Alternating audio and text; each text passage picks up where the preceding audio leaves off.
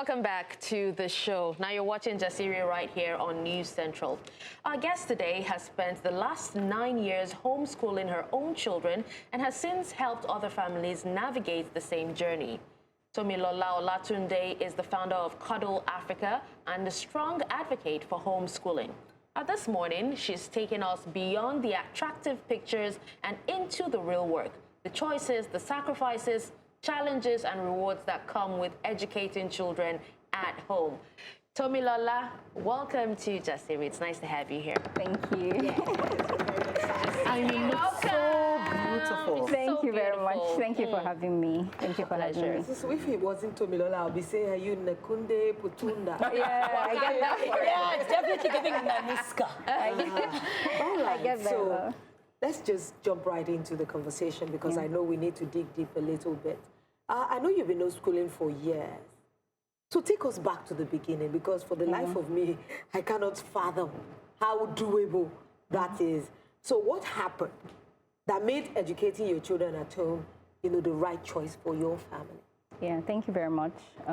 First of all, my son was about 1 year, 18 months between that time, and I was working from home remotely, and I was tired. So I was like, okay, I need to get my son to crèche because that's how I was thinking. But then my husband, when we're talking about it, we actually looked for schools, and part of the things we wanted was somewhere that wasn't too far away from the house because we didn't feel like it was okay for a 18-month-old to be going in traffic in Lagos every morning. So that was our first criteria. But we went around to the schools and we didn't find any good one. And the one that was good for an 18-month-old was very expensive. And then I started asking myself, well, he was telling me that he knew somebody that homeschooled her 5 children in Lagos. His auntie. So I was like, okay. That was the first time I heard about homeschooling. And that was what made me now start digging into it. Then I asked myself again, that this boy is 1 year old. I mean, 18 months, not yet 2. What else can he learn, right? So I decided that, okay, let me see if it's just ABCs 1 to 3s. And that was what really brought me into the journey of homeschooling. Then I saw that it was, wow, big in other countries. And I was like, okay. And then I fell in love with it because our initial goal was when he was 5 years old and he could talk. And so if anything happened in school, he was going to be able to come back home and say, oh, this is exactly what happened. I wouldn't have to rely on the school alone. So then I fell in love with the process and everything in between. So that's why I now continued.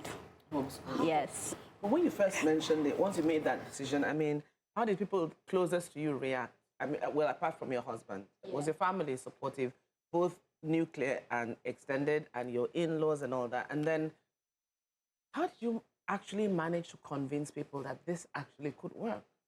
Initially, it wasn't something that everybody was familiar with. So everybody was like, send the boy to school, send the boy to school. But as soon as he started talking, when he started talking, that was the shift for a lot of them because they could now see that, oh, what you were teaching him was actually showing. So I was like, okay. Then as soon as my immediate family got on board, I literally didn't listen to anybody else again. Yes, I can imagine. Yes, so his grandparents, as soon as they got on board, and they were no longer, oh, send him to school, send him to school. And they are now saying, okay, you can go here, you can do this, you can do that. I was like, okay, fine. These are the closest people to me. They are the ones that their opinions matter the most. So every other person, I didn't listen to. Can I just find out, how old is your son now? 9.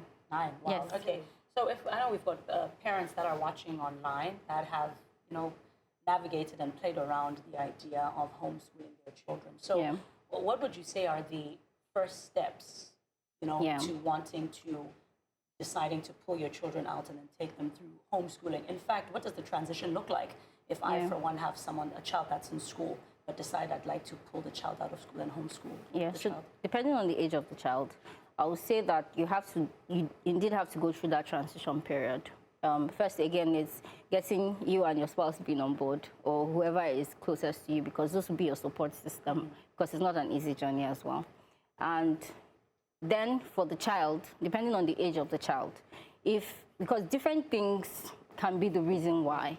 If it's a child is struggling in school, and then you want to get them, those those ones that are struggling, they'll be happy because they'll be like, oh, all this negative energy I'm getting in school, once I get home, I don't have that.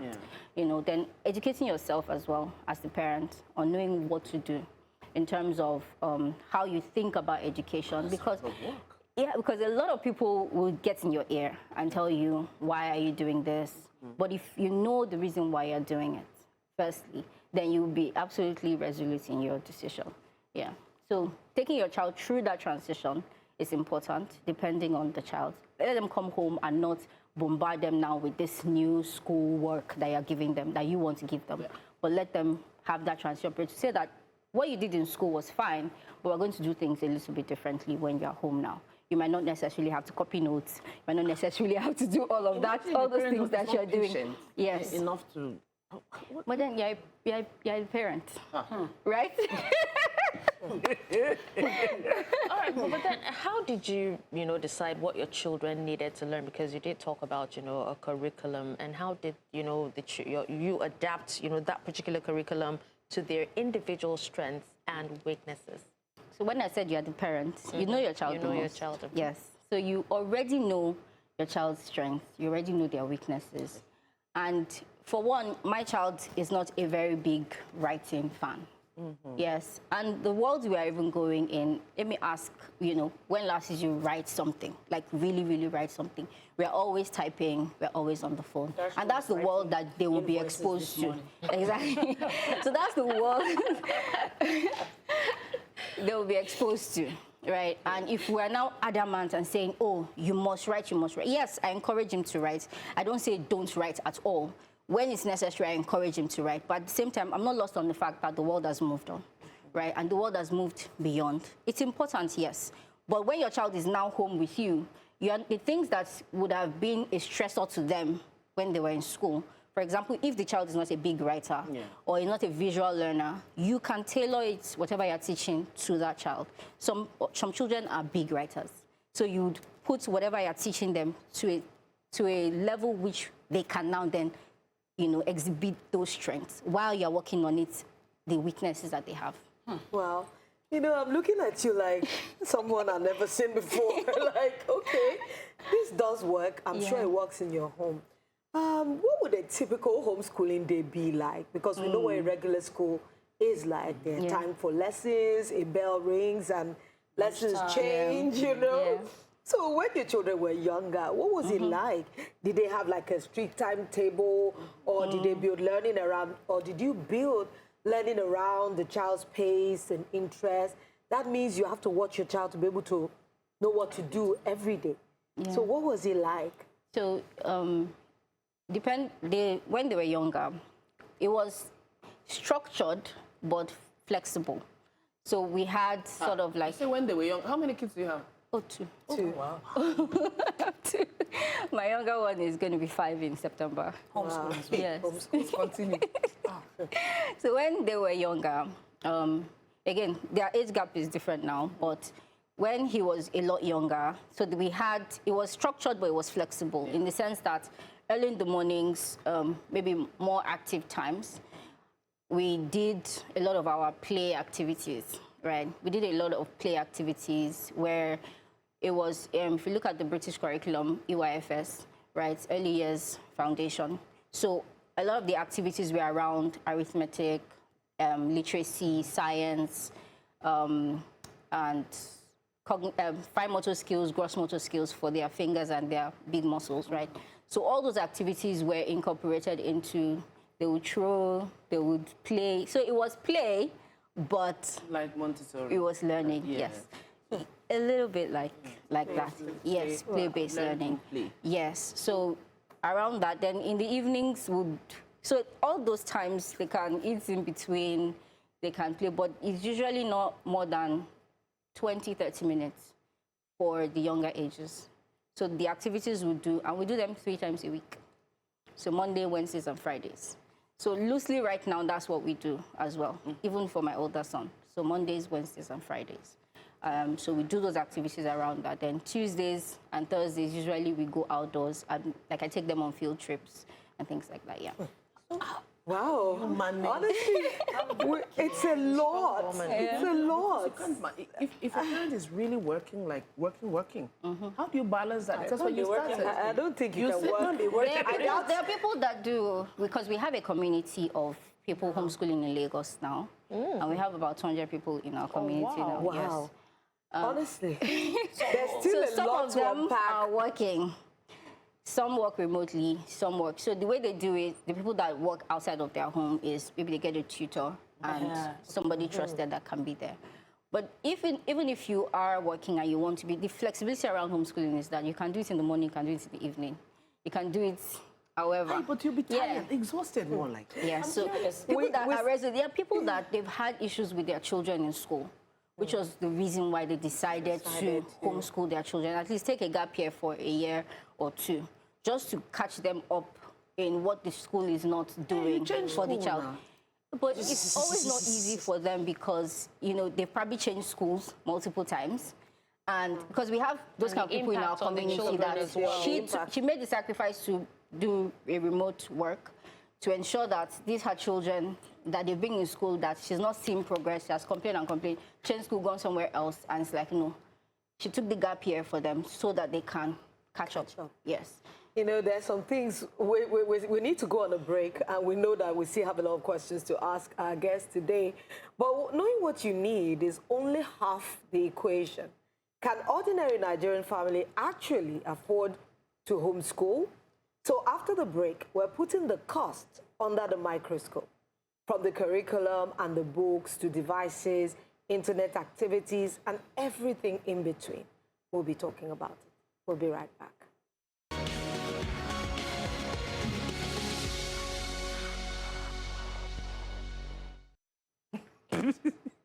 Welcome back to the show. I was just saying that, no, I pick my battles and, you know, I'm not Namen. Yeah, but still, I understand homeschooling may remove school fees, uniforms, and daily transport, but it certainly doesn't make education free. And I know a lot of people watching want to know if homeschooling is really as accessible as people think. So, Tomilola, let's put the actual figures to this. For one child, what does homeschooling actually cost in Nigeria? Can you break it down into like basic, moderate, and more expensive options? And what are the recurring expenses, the things the parents pay for once, and the ones they pay for probably a weekly basis or a monthly basis? Can you actually put them together in cost? Homeschooling can be as expensive or as cheap as you want it to be. So it's not clear-cut like that. The same way every family has different budgets. It's just the same way. So when I first started homeschooling, I didn't spend as much money because I started creating all of the activities that they do. I started doing them. I started doing them myself. So I did the extra work of trying to learn, because what people do is some people buy curriculums. So somebody that buys curriculum, for example, and is shipping it from the US to Nigeria, so their costs can, and that's them from starting, their costs can run into thousands of dollars just for starting. But when I started, my cost was the cost of the things I had at home. Yes, so I was using, because it's play-based, I was using markers, cardboard. So how much is cardboard? 20 naira per piece, right? So it can be as cheap or as expensive as you want it to be. Depending on the ages as well. Right, so now that my children are older, things like extracurricular are the things that we do that are recurring costs. I still create the curriculum they use because I try to tailor it to them. But the more expensive option is maybe people that are getting tutors, people that are buying curriculums, again, from whoever, or textbooks. So, and then books as well. So majorly the things that everybody buys for their children. So those are the things that can make the cost run high. But it can also, again, be as cheap as you want it to be. I want to let that be clear. Daily, weekly cost, you know, cost. So daily, weekly cost, I mean, that's what I'm saying. The monthly cost is like the, what's it called? Extracurricular activities, all the books. And for me now, I buy the books once a year because, so if I plan properly, I know the kind of books my children need for the year. and then I buy them because I try to get families to bring for me when they're coming. So I buy them, or if I can go to a bookstore and find them. But books in Nigeria can be very expensive. So, and I get to buy thrift books from the US as well. So those are the ways that, again, the flexibility in it is you can decide how much it will cost for you. Then extracurriculars, you have the flexibility to find a cheaper version or a more expensive version, which you probably wouldn't have if your child was in a school. They'll give you the extracurricular that they have. So, again, it's relative. Okay. Can you help me just break it down? You mentioned that other people buy curriculums, but you created a curriculum for your children. Yes. Now, in terms of accreditation, if you are the one that's creating the curriculum for them, is it an accredited curriculum that says they've done grade 1, grade 2, grade 3, grade 4, if you are the one that's creating the curriculum? So so you said Montessori earlier. There is the British curriculum, there's the American, wherever. But there are philosophies around education. So different methods. So there are about 7 of them, right? So the one we use, there's Montessori, right? There's something called Charlotte Mason. There's project-based learning. There is Roger Emilia. So there are different methods to educating. You are essentially doing almost the same things, but the method, again, how you're doing it is different. So for my own children, I do theme-based learning and project-based learning. So when you're saying accreditation, a lot of the things that they're doing, right, are literally almost the same. So if I'm doing theme-based learning, I am doing a theme for this week, maybe bees, right? And we're doing math in that. We're doing literacy. So I can read a book about bees to him. We'll use bees to count. And so it is the same things, right? Yes. And then they'll go about it. So for my older son that is doing projects, so we're doing a project around a question, right? And that question will answer how he's going to put in math in it, how he's going to put in science in it. So if we're doing a project around food, for example, so he will learn about food. He will learn, create a budget around a family to feed them, right? And then it's still math. All the things he's learning math, he would implement it in that project. So they are learning essentially the same things, but how they're learning it is, how is this now translating into real life? As against just saying subject, subject, subject. Yeah. Right, yes. So different methods, and the beauty about homeschooling is that a family can decide to do Montessori. I would decide to do theme-based learning. Another family can do classical education, right? But we're still doing the same thing. Well, I'm sure we'll still have a question about adaptability, how adaptable they are when they are outside. Because this is so unique because it can do 2 things. Your children can be very elevated in their learning skill, or it's so different that they might just be totally like a fish out of water when they are in other environments. But you've talked extensively about budgeting and how you can scale it up or scale it down. How about parents? Are there things that, whether you like it or not, you must pay for? Things like expensive devices. Is it necessary to have maybe iPads, tabs, and other learning gadgets? We have paid learning platforms where some people actually join in on to be able to, educate themselves. Of course, you've spoken about private tutors. And that's another thing I would like to question, because this unique learning style, are there particular tutors in Nigeria who are tutored exclusively in those kinds of learning, teaching? Because this is all new to me, and I'm trying to wrap my head around. So when do you know, where would you find resources like these tutors? Is it the same teacher in Otakara that's teaching tests? And snacks. And snacks. Because I want to know. So all these kinds of things, how do you navigate them? Which is why I always advocate for the parents to be involved. Parents need to be, not involved in the sense you're saying, because you're already done it. Not involved in the sense that you are the one in charge of the education. So what we are used to in this part of the world is that the education is handed to us. our children's education is taken care of for us. But my advocacy is for parents to now be involved. So even if your child is in traditional schooling, you have to also understand all of the things that is happening in that space, right? So where do you find resources, like you asked? Good. Yeah. Where do you find resources, like you asked? When parents come into the homeschooling world, let me put it that way, there are always resources, right? There are always resources available. And But when you started, yeah, you are like at the head of the pyramid. so when I started, by the time you start researching into homeschooling, Okay. right? Because it's available. You are exposed to a You're lot of exposed to a things. lot of all the information, a lot of all the knowledge. The thing that I found different was that there was not a lot of African, Nigerian content, which is why I started sharing my journey.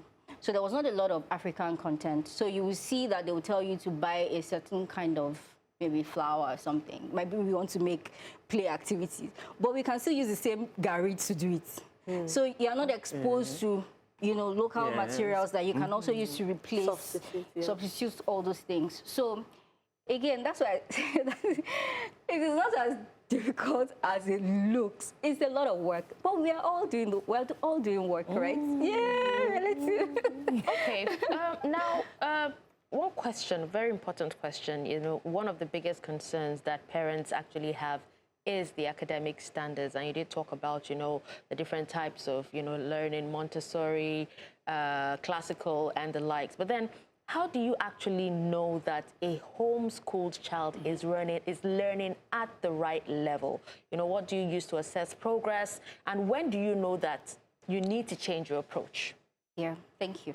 That's a good question. So for, the younger age, for me, what I do is when my children turn 5, I get an external person to assess them. I get an external person to assess them because, again, that's like the official age Like to the start school. So I get somebody else to assess them. And different people have, again, there's some people that use curriculums, like I said. They have stated different things. And children have milestones, right, that they have. That is generally, by the time you give birth to a baby, sometimes we have apps that do all these things that we tell you, yes. So when they get to those things, you then now start, tracking. Are they doing this? Are they doing that? And sometimes we also benchmark with, so we have the scheme of work for Nigeria is actually online, although you have to purchase it, but it's online on the official website for Nigerian government. So it's there. So you can also benchmark with that. So this is the scheme of work. This is what my child is learning. Are they? And then there's opportunity for you to do external assessments. And there are some people, when they get to the common entrance milestone, they prepare their children for common entrance as well. And there are people that have gone beyond that. I've done the WAEC. They do the WAEC as well. So those are the milestones people use and what I do. Wow, I almost jumped into that YX thing. Like, okay, all right. We know that school has a lot of advantages. One of it is like socialization. They interact with other children, with, people not from within their household. It helps. So if a child isn't going to school every day, how do they learn some of those basic skills like maybe collaboration, interaction, relationships with peers, disagreement, building friendships, being functional in groups? How have you handled that with your children? Because I've seen children that didn't go to maybe school for a while. When they come amongst other children, they bite, they don't talk. It's so quite extreme. I'm just trying to see, because they see the four walls of their home all the time. How do they do when they're outside? I'm surprised this one is coming now. I thought it would have come earlier because that's the first thing everybody talks about, like, oh, socialization. But I always say that homeschooling is not isolation. Homeschooling is not isolation. We should remember that the children still are in communities, wherever they are at. Either they're in church, in mosque. You have friends. So initially what used to happen was, because again I was home, so during the holidays I have friends that maybe they're working and they want someone to care for them, so their children come. And I'm intentional about organizing play dates for my children as well. So my friends bring their children over and then they play. But my children are also not cooked up in the house.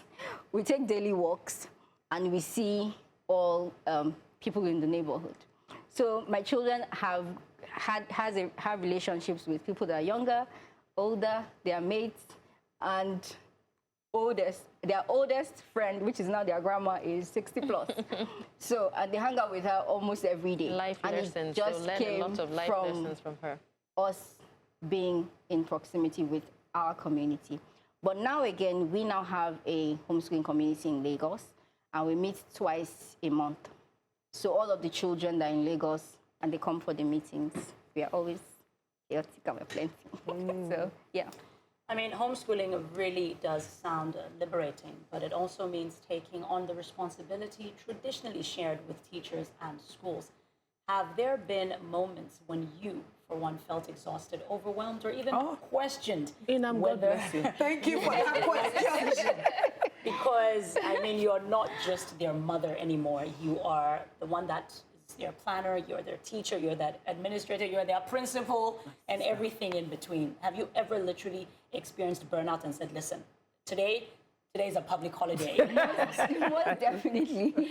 Most definitely. Like, I'm human, right? So there are times when, you know, we've taken a step back. There are times when we've traveled. There are times when I've decided that, oh, we're not doing stuff today, and then we can catch up another time. And there are times, so now in my own home, we now have a time, at least at the end of the year, where I take some time off by myself.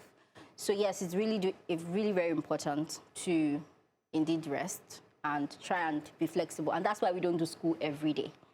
So we have Monday, Wednesdays, and Fridays. So those days in between, again, is partly for them, because they have to learn to use all the things they've learned, free playing, and also partly for me, so that I can catch up and take a breath and then catch up. Yeah. So before a parent decides to take the path of homeschooling, what should they really be asking them? If you're not satisfied with your children's education, knowing that there's an alternative, because one of the things I've also seen with other parents that I've spoken to that have decided to homeschool their children is knowing that, oh, there is an alternative for maybe a gap year. Yeah. There's an alternative for me to, okay, catch my child up if they need to. There's an alternative for them to, this thing is not working. We've tried here, and that. But if you want to, sometimes like where you know where it's pinching you, that it will make you make the decision. And some people, they've seen that even the education we received, we had to re-educate ourselves to do what we are doing now. Or how is all these things that I learned in school, how does it translate to real life? And then wanting different for your child. So if you then want that, that's like the starting point, depending on where you find yourself, whether you're rethinking education or you're saying, oh, this current system is not working for my child. Can I find something different? Yeah. During the break, we're actually talking about which of us is patient enough to homeschool. But we actually need to know what qualities a parent needs to have, you know, to be able to homeschool successfully. Is passion enough? Or do you need time, patience, structure, you know, resources, and willingness to keep learning yourself? You just talked about learning. You just said it now yourself. Go and learn algebra again. You don't have to. No, I think you are nice. I think you are nice. We have to. In terms of, when we said you have to learn algebra again, I'm saying, yes, you might have. So then if it comes to like specific, so in our homeschool, for example, I have employed my sister to teach my son something.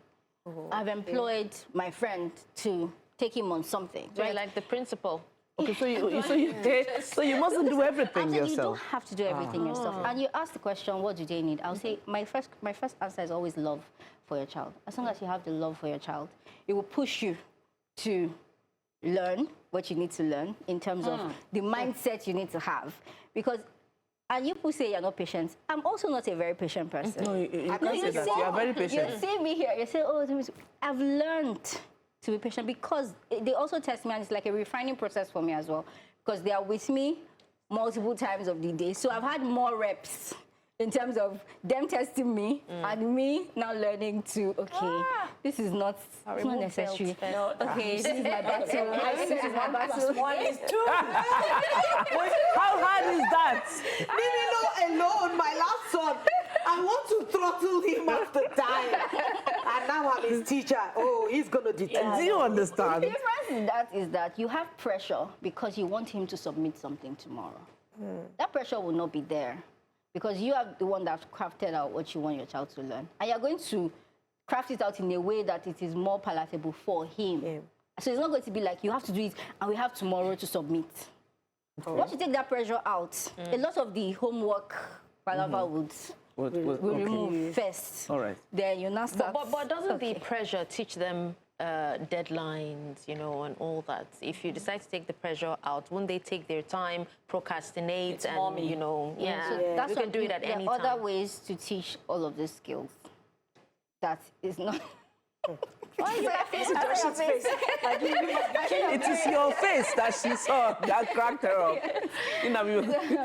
There are different ways to teach those skills. So now my son is 9. As soon as he turned about 6 years old, we were now a bit more structured in terms of, oh, you have to wake up at this time, or you have to wake up at that time. It is not negotiable, but again, flexible, but still teaching him the skill of, and now we are doing projects. So we have a timeline for our project, right? And then he knows that, oh, we have to finish this by.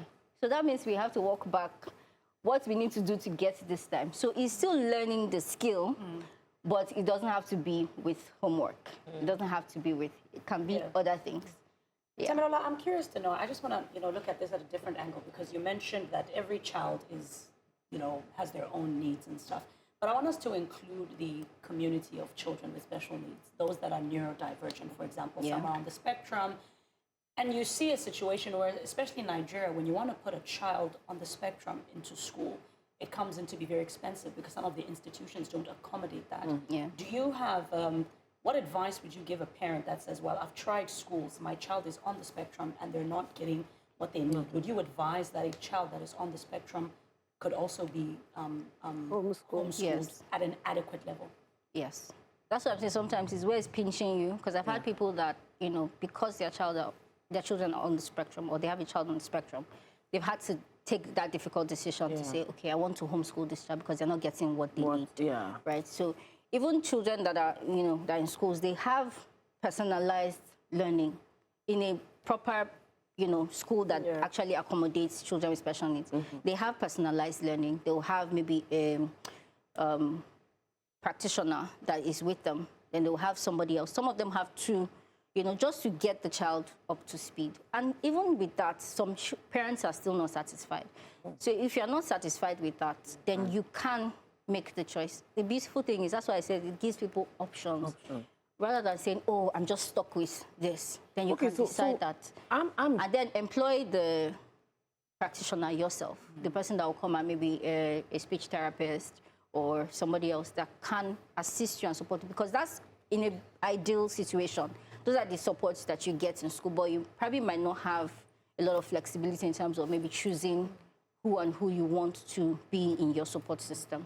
So that would help them. So mine is now the traipsing, or let me say the transition now into secondary and university.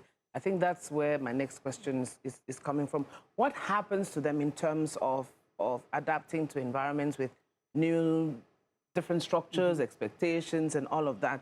I'm now talking secondary into university. How is it like? Do they do that seamlessly?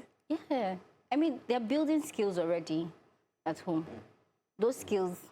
So, for example, we would maybe do an activity in the house today. Tomorrow we can do it outside. You will see how your child would, adapt in those situations. So they're building those kind of skills, right? And so when you have, and we have to remember that you are parenting as well. While they are with you, you are parenting. So you're teaching them that this and this is what you expect. So people that are even preparing their children for common entrance, the way they are homeschooling is not necessarily how it's not necessarily preparing them for the common entrance, but when they know their children want to write common entrance, they prepare them for common entrance, right? So it's the same thing when you get to that milestone, and then you say, this is the next phase. And we are on the journey together. We have done the admission process together. We have done everything together. So you know that this is what's coming next. And so I need to just sneak this in. We have to go. Have you seen homeschool children, like maybe from the primary stage, if we look at it in Nigerian style of schooling, have some of them transitioned to regular secondary schools? Oh, yes. From homeschooling absolutely. Absolutely. And have some done all the way through secondary school, but only transitioned from secondary to university? Yes, I love to meet them. Hey, Tomilola, oh, Jesus. Tomilola Olatunde. I've seen some of them. I've seen some of them. Thank you so much for being our guest today. Yeah. I have a sneaky feeling you'll be back here at the table because the conversation is I really need to know started. when they don't do homework. Yes, there's so many questions. There's so many questions. But with you, Tomilola, I think one thing is clear. Education doesn't have to look the same for every child. But whatever path the family chooses, the goal remains the same. Learning that prepares a child not just for school, but for life. That's all we have on Jasiri today. Thank you for joining us. We'll see you again tomorrow. And Tommy will be back at this table. Absolutely. We're not done yet. Not wait. Bye for now. We have so many questions, don't we?